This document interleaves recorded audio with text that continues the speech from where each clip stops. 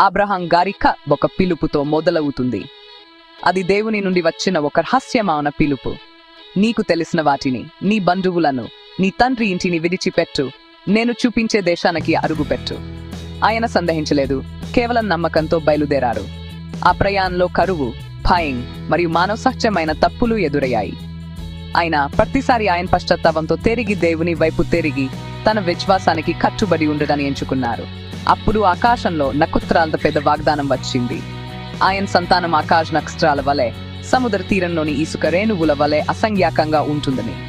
సంవత్సరాల నిరీక్ష తర్వాత హసాయం జరిగింది. ఒక బిడ్డ ఇస్సాకు, వాగ్దాన పుత్రుడు జన్మించారు. ఆ వాగ్దానానికి ఒక రూపం, ఒక పేరు, ఒక హృదయ స్పందన వచ్చాయి. వారి జీవితాలు ఆనందంతో నిండిపోయాయి. కానీ కామంసుమంతో ముగియలేదు. విశ్వాసానికి అతి పెద్ద పరీక్ష రాబోతోంది. అబ్రహాం సమాధానం చెప్పలేని ప్రశ్నతో తన ఏకైక కుమారునితో మోరియా పర్వతాన్ని ఎక్కారు. బలిపీఠం సిద్ధమైంది, కత్తిపైకి లేచింది.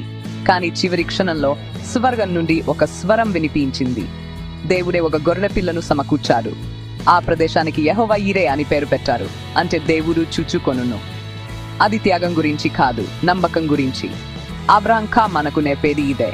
మన అవగాహనకు అందని దారులలో కూడా దేవుని వాగ్దానాలపై విశ్వాసం ఉంచడం. Thanks for watching. Please like and subscribe.